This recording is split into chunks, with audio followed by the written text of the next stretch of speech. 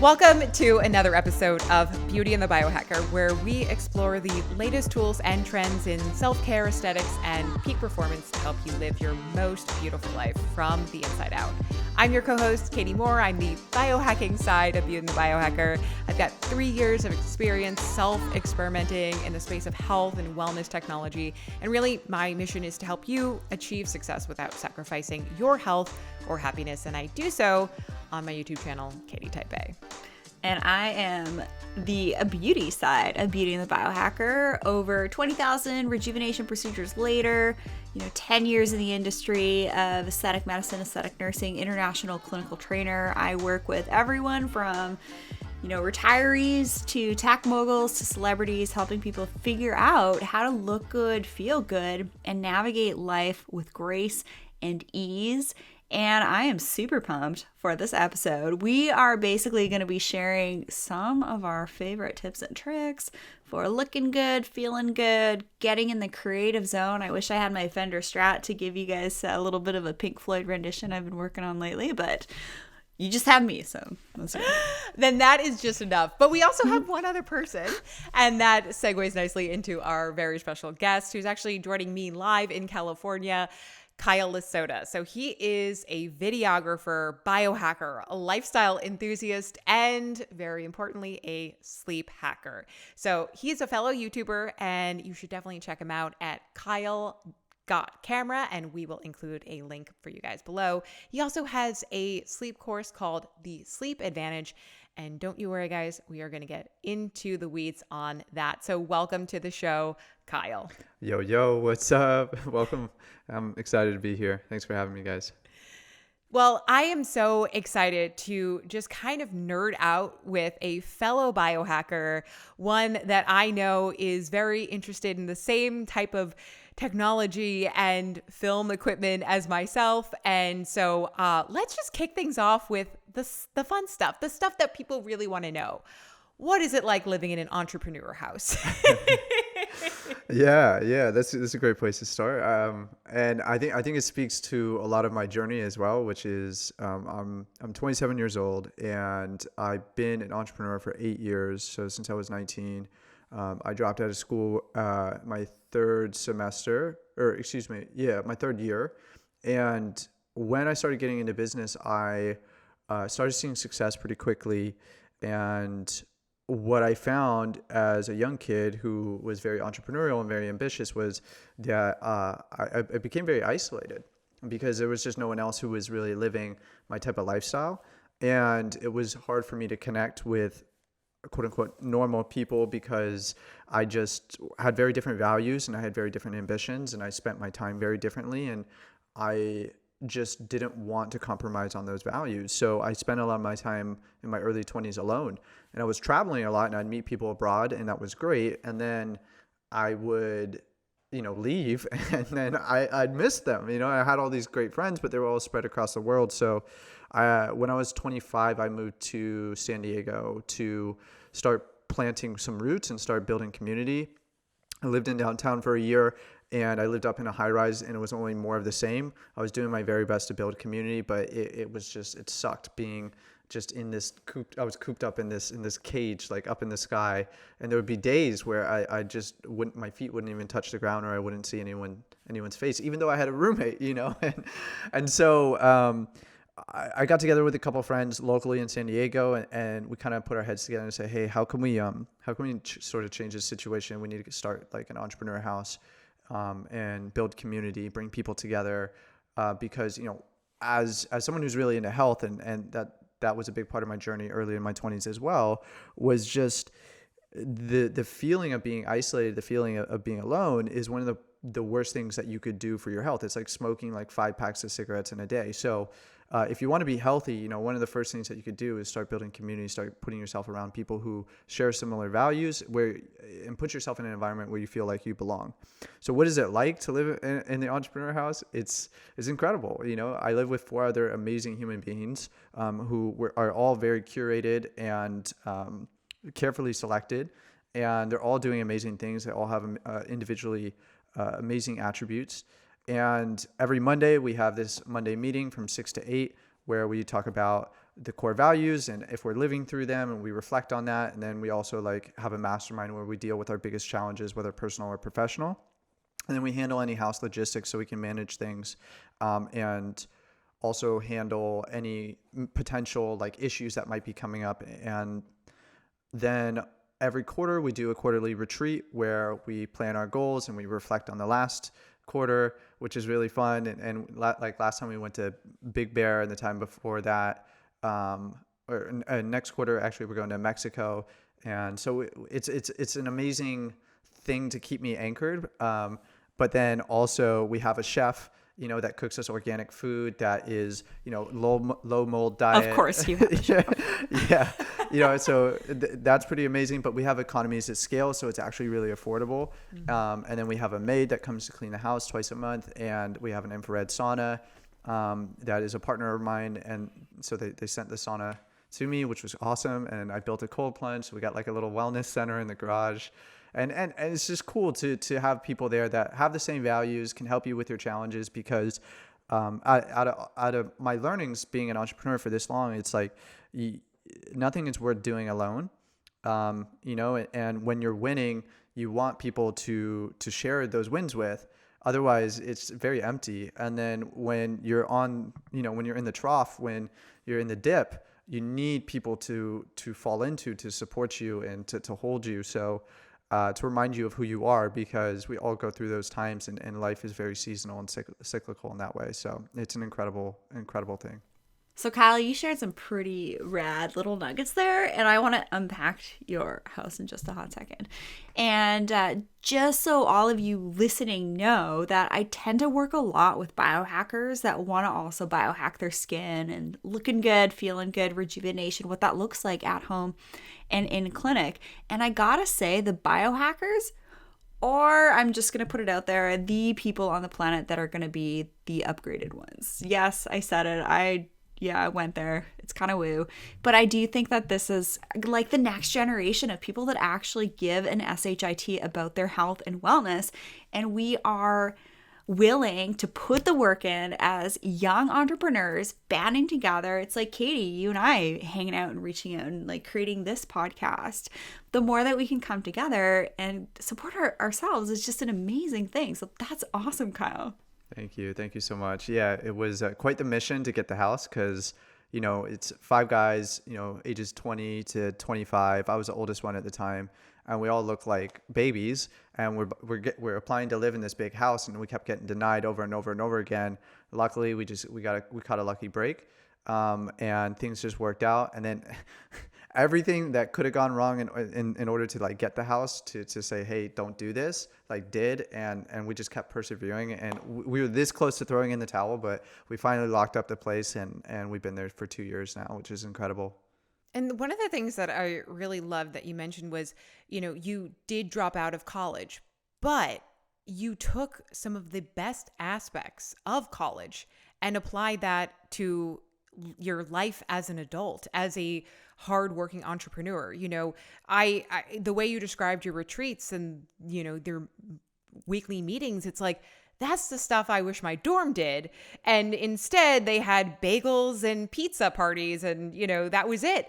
And so I'm just looking at this as like, this could be a potential framework, a model that we could see potentially grow, post-pandemic down the line, that is encouraging more of this healthy habit, healthy living across the board, across different types of generations. Like, what if, and I don't want to go down the rabbit hole here, but what if we started to have nursing homes that kind of followed a similar type of lifestyle enhancement? How do we get people to live a better quality of life longer? So I'm just throwing it out there. I think Rachel has something to say, so I'm going to let her take the wheel. So you know how we have occupational therapists that help people with their mobility, developing different skills? Hello, enter the occupational therapist biohacker. A biohacking therapist. It's a thing. I think that there's a lot. And Kyle, I'd love for you to talk about this, because I know that one of the things that you are currently working on is the Sleep Advantage, which is your guide to how to sleep better, how to improve your HRV, how to maximize your REM scores. And so talk a little bit about what is that community asking you for? What do they want? And why do you think that's the case? Yeah, it's interesting. So I've been working in the online business world, online marketing space for years, basically my entire career, like 8 years. And I've worked with a lot of incredible people. One of which was named Sam Ovens, who runs this company called Consulting.com. He's a pretty prolific dude in the space, and he's a client of mine. He's a mentor of mine. He's a friend of mine. And he said something really interesting, which was, Kyle, if you can't go to bed and wake up at the same time every night, then how could you ever expect to do anything great in this world? And I think that's a bit of an oversimplification, but like the point still remains. And it really hit me, and it started to make sense. And so for me, my story was that I was really struggling with my health because for a lot of reasons, but I didn't know it until last year, which is that I had a really severe mold infection, and it was so debilitating, and I was doing everything under the sun to fix myself. And I had to come, like, after Sam told me that, I had like a come to Jesus moment where I was like, you know what, like, I'm trying to do all these like crazy things to like improve my well-being and like get healthier and feel better. And I was like struggling with my energy big time. And I just said, you know, what if I just master the basics before I try to do anything sexy, you know? And I spent a lot of money. I invested a lot of time. I tried and tested a lot of things for myself around mastering this sleep thing. And I started to learn things, and I started to get really, really good results. And I think it was just a good timing where I started posting these results because I was excited about how I was feeling and what was going on, and I was sharing things. And what I realized is what I was experiencing wasn't normal. And every time I posted about Oura Ring stats and what I was doing, it would blow up. And I was just like, this is really interesting, right? And I had been starting to put out content on YouTube, and then I was talking to this chick that does like YouTube growth, and we were just jamming on like, you know, how I could position myself and what I could do and like what I should sell and stuff. And we was doing some market research, and I saw Dave Asprey had like a sleep hacking thing, and I saw Ben Greenfield was doing a sleep challenge, and it was like the signs started to just appear, you know. And when I surveyed my audience and I said, hey, what do you guys need help with? And everyone's like, I want to feel better, I want more energy, I want to be less stressed, and there's like one other thing, and sleep kind of like gets all of those. Was that other thing maybe being creative? Because as an entrepreneur, we got to be hella creative. Yeah, I mean, everyone wants to be more creative. And I think if you can access more of your brain and you're operating with less inflammation and you're more resilient to stress and you're having higher HIV scores and all this thing, it's going to open up a lot of capacity for you to think and be more creative. And I mean, I could speak for ends on this, but what's your top HRV hack? Top HRV hack would be cold showers, probably before bed. Cold showers before bed. So does it count if I rolled around in the snow yesterday? Yeah, that definitely counts. Yeah, it's cold thermogenesis, you know. Here in Canada. Yeah. So I started releasing content. People started to love it, and I started to coach people and teach them, and they started to get really, really good results. And then I found myself having the same conversation over and over again. I'm like, cool, let me just package this information, make it really concise, make it like the best I can possibly make it, and give it to people in a way that's going to be really easy for them to execute, and it's really like organized and efficient. Do you work one-on-one with people right now? And if not, is that something that you want to do? Are you looking to, you know, kind of help basically take people's hand and walk them through the sleep journey? Because I think that, you know, a sleep coach or someone who can really like look at your Oura Ring data or whatever data that you collect and really be able to kind of tailor and assess. And, you know, I mean, to be honest, I am a avid fan of the Oura Ring, as you know, and I have gotten into the point where I sometimes am so prolific in my checking that it does trip me up the next day. Yeah. And then I start to base my day on my scores from the night before. So walk us through, how do you help people toggle that line and not be so hard on themselves with their scores, because I think that there is something to be said about that and really being able to take everything with a grain of salt. It's like when you get that readiness score and you're like, oh shoot, I just, my readiness score tanked today. How do you overcome that? Yeah, I mean, I do plan my day around it, if I'm being honest. Like I adjust, and I try. Here's what I know, and to answer your first question, I do work with people one-on-one. It's only a very select few group of people. It's like between 3 and 5 people, and it's pretty intense, because I give them the course, and all the stuff that they need to do is inside the course. So the coaching is really helping them with their mindset, really helping them develop better beliefs and like sometimes deal with some of the emotional stuff.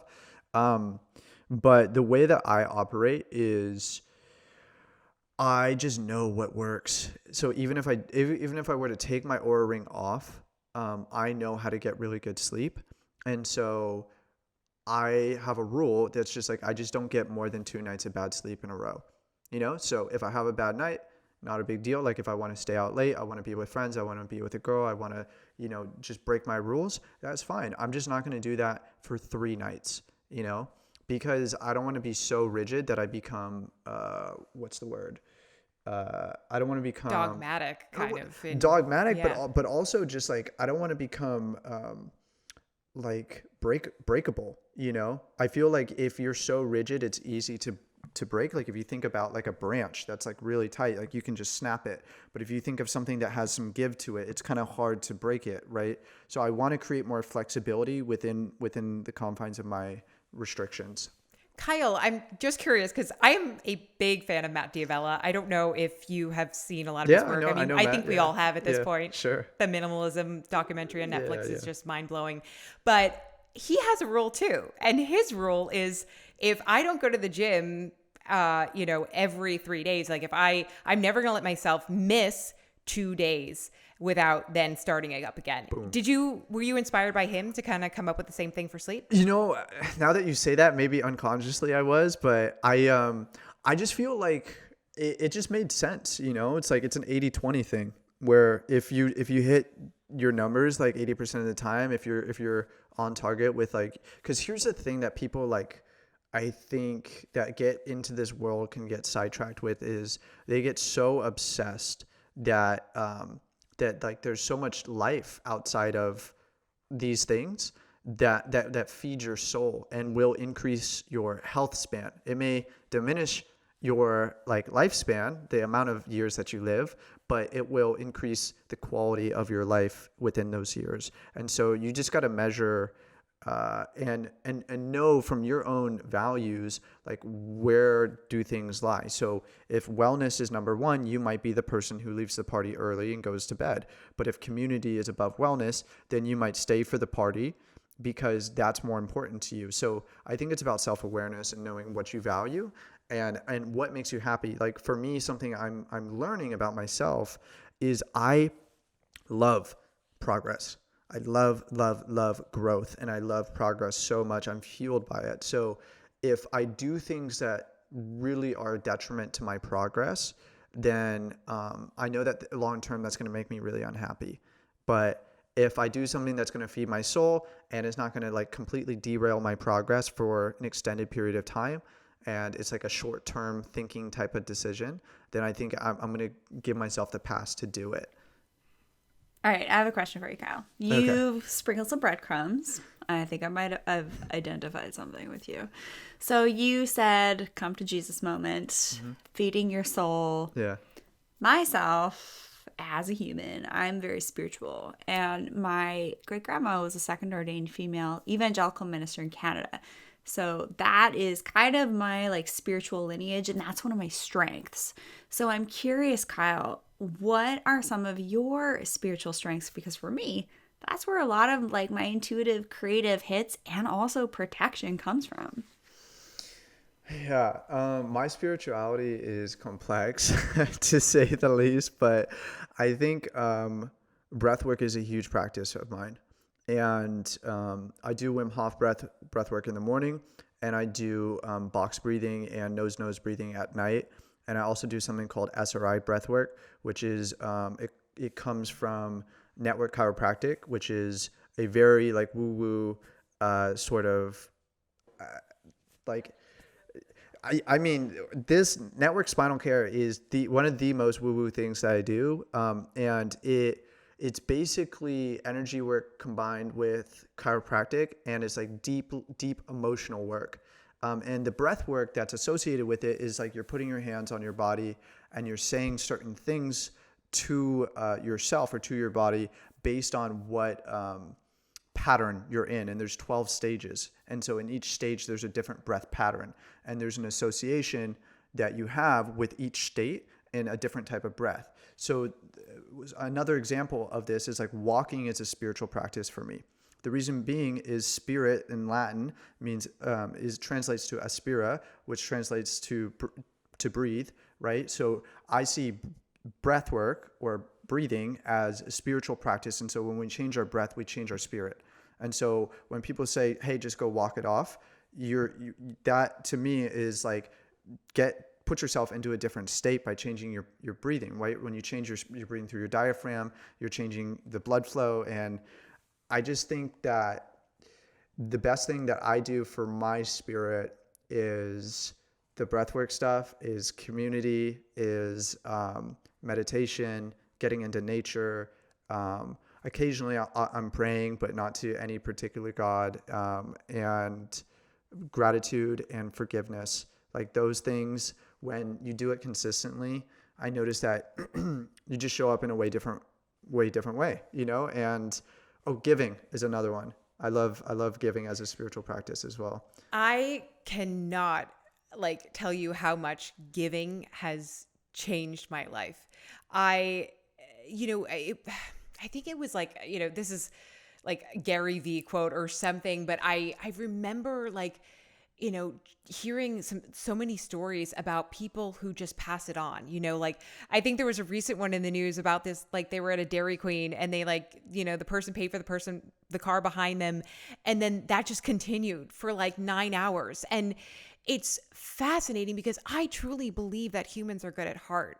And I really believe that the more that we show up with kindness and giving and gratitude, it does fuel our tanks and it does resonate with people. And even if it doesn't, who cares? If it's making you feel good and making you feel whole, well, then that is, that's good enough, because that means you're going to be able to show up for some other people. So giving has been something that I have really started to cultivate into my gratitude practice as well. And I can't even, I'm starting to get to the tip of the iceberg with that, in how can I give back to people in the new year in ways that I never have before. We're not just talking monetarily, but time and energy, and what are some real concrete things that you can do to really help people feel connected and loved? Because I think there's a lot of that missing right now. But anyway, that's I love what you said about giving, and that's definitely a rabbit hole we could dive into. But I want to come back to the biohacking, and I want to pick your brains at some of the best tools that you have personally used. And maybe you could even walk us through some of the craziest things you've tried, and why do them? Why experiment with this kind of technology? Yeah. Okay. So I think the biggest things that I've discovered, the most groundbreaking things I've discovered, the things that have moved the needle the most for me is number one, sleep, 100%. And that's why I built the course. That's why I talk so much about it. But if I go beyond that, I think the things that I have really started to understand is systemic inflammation. If you can bring your systemic inflammation down, it will change everything. And I'm currently on a protocol for that. And I work with a very, very amazing, shout out to Cliff and Marta Wild. They were my health coaches, and they were the ones who discovered the mold infection. They were the ones who put me on the clearance protocol. They were the ones who helped me rebuild my gut, all that stuff. How did your skin improve when you determined that that was the point of inflammation in your body? Let's talk about beauty for a second. Beauty and the entrepreneur. Well, I've always had beautiful skin. My girlfriends have always told me that. So girls Of course, have always that's told what me you that. say. Of course. No, but seriously, Of course, that's what they say. I'm blessed. You know, I got That's what she said. I got nice Puerto Rican skin. So yeah, I've always just been sun kissed and been nice with a good complexion. But what did change a lot is when I started to heal my gut, when I started to clear out the infection and bring down my inflammation, is I just started living with like way more peace. And I just started to have a lot more ease in my life. And I had way more energy. Like I stopped having the afternoon dip, and I started to just be able to make way, way better decisions. And I was a lot happier. You know, I think a lot of people are living with that systemic inflammation, and they have anxiety, or they have depression, or they have like all these different brain fog, weird chronic fatigue, like all these weird sort of chronic things going on. And so people aren't their truest versions. They're like these like no, they're not. Inflamed versions. It's not good. It's not a good situation, and it causes all types of problems. So I think clearing out underlying infections and knowing what tests to get. It's funny. I'm still going to make a reflections video, I think tomorrow. And one of the biggest things that I've learned is just work with the right people, get the right test done. Because there could be one or two things that if someone tells you to do it, it could be right for them, but it could totally destroy your system. And like, you need to be really self-aware of what your body is doing, what it needs, and what's right for it and what's going on. So I think that's my biggest piece of advice, is just find someone who has experience working with people who have the type of issues that you're dealing with. And if you're not dealing with those types of issues, then has the results that you're trying to create and knows how to navigate the test, because it's so convoluted. It can be so complex. So I think there's a lot of BS to wade through.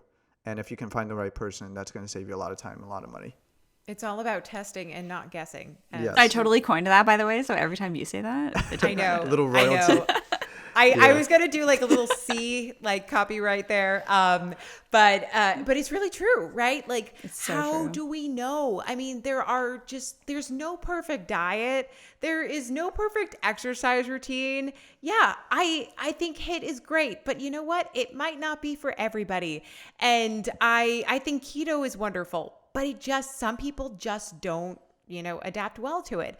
So I think it's like, we're really coming into the age now where it's less about what is working for, the Joneses, and really what is tailored and personalized for you. I mean, for goodness sakes, I have Vessel Health on my shelf. I've got Viome.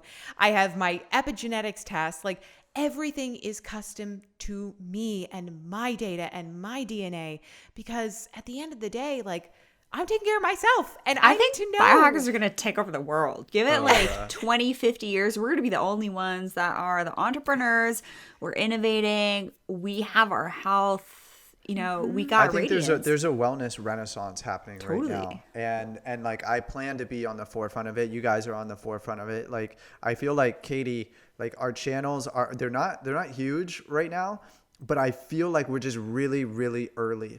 And I feel like it's about to like get really, really big.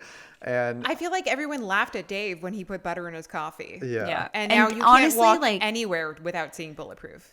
Dave's legit. I've known the guy for a couple years now, and he's got it going on. And like, he has something called radiance. And that is honestly like my life's work. Body, mind, spirit, energy, optimization to bring forth a higher level of radiance. So Kyle, from a dude's perspective, what's radiance to you? And when you see a woman and they got radiance, like, what is that, like, je ne sais quoi? Yeah, that's a great question. And And be careful, Kyle, because I'm sitting right across from you. Yeah. I mean, you guys definitely are like the poster child, right? So I think what it is really is, there's a presence, there is a glow, there is an energy, like a youthfulness. There is, I think when you meet really healthy people who are taking really good care of themselves, there is a lightness that you'll experience, right? Because a lot of, in my experience, a lot of dis-ease or sickness or lack of energy, there's usually some emotion tied up in there. There's usually like a little bit trapped of emotion. a darkness, that can be associated there. Not always, but sometimes. And so when someone heals or when someone takes really good care of themselves, usually their cells are full of light. They're full of nutrients. They're full of, healthy blood. They're full of like all the things that the body needs. And so everything is working properly, which means they're very there with you. And I think that's when you see it, when you experience it, you feel it, and you're like, whoa. So cool. what is that like when you come across, for example, a human, whatever gender they may be, and they have that? Like, put that in a box and bottle that up. But if you were, what would be the magical ingredients? I think it's like charisma, like it's a magnetism, it's a pull, it's like, I don't know what this person has, but they got something and I want more of it. I want to be around this person because I feel good when I'm around them. Mm-hmm. And I think oftentimes, like I had a guy hire me for one-on-one stuff, and when I asked him why he reached out to me to work with me, he was like, I just feel like you really like take care of yourself, and like I need to learn how to do that. Like, I feel like I've been punishing myself for a long time, and I've been beating myself up, and I haven't been taking care of myself. And like, I see all the things that you're doing, and I am in admiration of the way that you live, and I think that is what that's what people pick up on. Like, it's so palpable when you meet someone who is in that energy, and I mean, I think that's enough. Yeah, and when you are in that space, there's less room for crap and inflammation because your body's functioning optimally. It's so cool. Yeah. You know what is something that I have noticed, especially with our generation, is you'll talk to somebody and you'll open up and this is what they're doing. Yeah. And it's the worst. I mean, this has happened to me with best of friends. And wait a second, because you're on video, you held your phone up, but for listeners, it's like the people that are glued to their phone in the face, and the texting or the checking the watch, and and even like given the circumstances that we're under right now, when you do spend time with another person in person, it is quality. It is like top of the line quality, time, because it's that human interaction. And when you feel that sense of being ignored, you feel like they're closing themselves in and not sharing what or listening or doing anything of that sort, and it's isolating. And so that really comes back to what you talked about earlier on in the episode, Kyle, about starting this entrepreneur house to feel less alone. And I think that the real problem is that we're all alone because we're all so trapped into this, problem with just being so connected to technology all the time. I think technology is great. Don't get me wrong. I've got more tech than anybody should ever need in their life. A little AI never killed anybody, right? Or will it? It serves a purpose. I think if you use it strategically, it's wonderful. Yeah. But I do think that is the biggest issue that so many people our age face. And so they don't have time to think about their other health goals because, they're too distracted. They're too distracted. And so, Kyle, how would you address that with people? And I know that is obviously a very lofty thing, and that is taking on a huge issue. But just like, how do you get through with messaging to people about put your damn phone away and like start paying attention to your health? Because I think people are just clueless. I'm so glad that you asked this question, because it's something that I battled with myself. And I finally feel like I figured out some things. And one of the first things that I did with that guy who reached out to me is I had him to start tracking his screen time. And I believe that all behavior change starts with awareness, right? And so I would have him text me a picture of his screen time every day so he could see where he was spending his time. And eventually we slowly deleted some apps, and eventually we put some limits on some apps that he had to keep on his phone. And he brought his screen time from 8 hours to like 3 hours. And that was a big mover for him, obviously, right? You can imagine. So for me, what I've done, which is, I believe any content creator, this is an absolute necessity. It's a must. But I hired an assistant, and I built systems that basically make it possible for me to not go on social media and still grow an audience. And I have a daily brief sent to me every morning, like the President of the United States. Not that I'm even a speck of that important, but basically it's all my communication: email, Facebook messages, Instagram messages, and all my stats on YouTube that are significant or important to me. It is any notifications that needs my attention. It's my affiliate revenue from all my different sources. And it has my AdSense. It has all these important stats that are basically a pulse on my business, and it gets sent to me every morning. So then I have to go check in on any platform. So if there's anything urgent, then I can address it like later in the day. But if I can help myself, I won't go on social media because I already know what's there. And if it's not urgent or needs my attention, then I won't go on.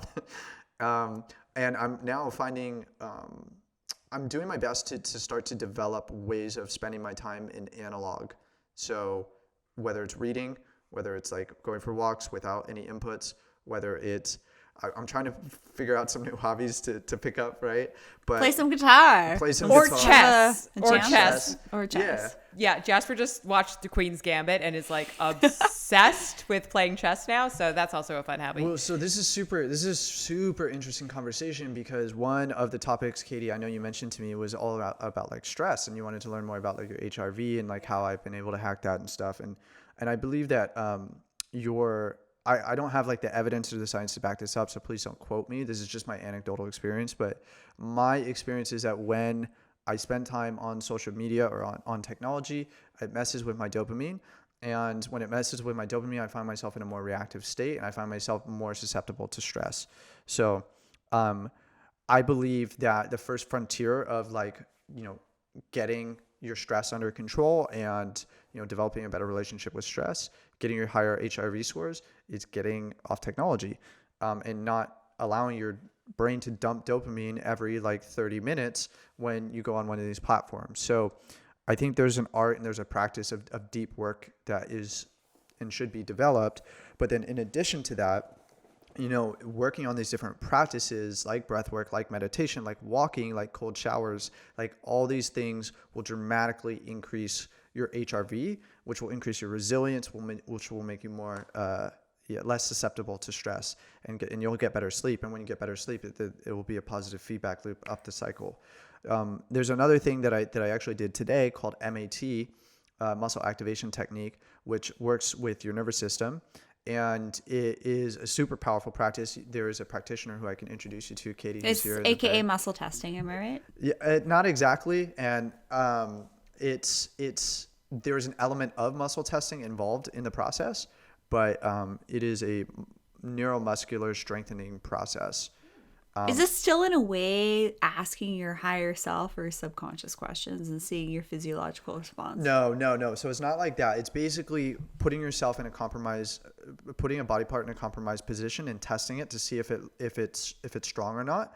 And if it's not, then it's creating like little palpations to bring attention to that part of the nervous system, and then retraining it in that compromised position to strengthen it in that position. And it creates better neuromuscular connection, which, there's a whole rabbit hole down there about how our muscles are basically attached to our brain, through the neuromuscular connection. And when we strengthen our muscles, we strengthen our brain. And for me, there's this practice I do called prehabbing. Shout out to my friend Skip Kelly, who invented it, Prehab Dojo, the Thrive Dojo. And it's something I do every day. It's something I have in my sleep course. There's a sleep prehabbing track, but basically it's these tiny little isometrics where you lock in on a contraction. Let's say you want to flex like your bicep. But if you notice, when you go to flex your bicep, you might feel your lat, and you might feel your delt, and you might feel, your serratus or something else. And it's about creating this connection where you can just isolate the contraction of your bicep and nothing else. And you do it at the lowest sensitivity possible. And what that does is that it strengthens that neural connection because it's creating better communication between your brain and that particular muscle, saying, hey, I'm going to let go of all this stuff that's trying to help, and I'm just going to isolate in on this muscle. And it's a very meditative process because it's like mindfulness for your muscles. And so it makes you super calm, and it relaxes your nervous system. And for me, my HRV scores have gone through the roof by doing that. And I can share it with you after the... Yeah, I'm super interested. It sounds a little bit, and I know it's different, but a little bit like BFR band training. Have you ever done No, that? I've never done that. So yeah, it's a blood flow restriction. Oh yes, I've seen this. Muscle. I've seen this. Yes, sure. And sure. so the intention there is to really target that specific muscle, like the bicep, by creating a restriction zone so that you are getting the maximum output for the least amount of time. So obviously, biohackers love this because it's time saver. Yeah. So on that note, so that it's similar to that, but it's different in the sense that with prehabbing, you're doing it at the very lowest intensity possible. So we're just going for sensitivity. And there's two basically chemicals that are released. There's neurogenic inflammation and there's BDNF, right? So when we work out, we produce both these chemicals. And neurogenic inflammation is kind of like, let's just put it in the bucket of like not so good inflammation. And then BDNF is like the good stuff, right? Brain-derived neurotropic factor is the precursor to dopamine, serotonin, oxytocin, all the happy chemicals. Like a runner's high. Yes, exactly. So when we work out, if we work out too hard, the ratio from neurogenic inflammation will be higher than the production of the BDNF. But when we do prehabbing, the BDNF production is way, way higher than the neurogenic inflammation. So we're getting all the benefits of quote unquote like a workout, but not the drawbacks, Yeah. And it's for people who have problems meditating and they can't like quote unquote shut off their brain. This is the solution. So speaking about shutting off our brains, but also reactivating certain things, this is like a multifaceted question here. Bear with me. So we have AI, we have biohacking, and then we got the old school stuff, sitting around the fire as cavemen, or we've developed musical instruments or games. The lives that we live are so incredibly programmed, if you will. And I just wanted to kind of put that out there because I feel like we're really getting away from what it's like to truly be a human. So my question for you, Kyle, is why are you here? What's your mission? What is my mission? My mission is to make it cool. And Wait. No. I don't want your business mission. Yeah. I don't want why you're creating. What is your mission as Kyle on this planet right now to help people? Yeah, I think what I'm up to is, so I went to this conference like last year, just before in November, like last November, and it was called Transformative Tech, and it's all around the convergence of wellness and technology, or health and technology and all this stuff. And I basically discovered there that we're about to merge with the machines in like 10 years. And that made me really depressed. It made me have a lot of existential questions. And like, none of this matters. Like, what am I doing? Like, I went to a nihilistic sort of pit. And it really bothered me for a while. And then I went to one of my retreats actually with my house, and let's just say we had an experience there, and I came. Tell us about the experience. No. We're not. We're gonna skip that part. Oh, is that too woo? Okay, I'm sorry. Yeah. So let's just say we had an experience there, and when I was in this experience, I was thinking about all these existential things, and I realized that nothing really, really matters. There's nothing in life that actually is of greater meaning. If this is true, we're going to merge, in the next decade or so here. And that what I realized is like, okay, if nothing matters, then I could make anything matter. Like what matters is what I choose. And so my perspective started to go from nihilism to sort of like hedonism and of like, okay, well, like, what do I want to make matter? And I was like, okay, I asked myself, what is true? What do I know to be true? What I know to be true is that life is always better with people, right? And nothing is worth sharing unless you can share it with people you love. And then number 2 is that life is always better when you feel good inside your body.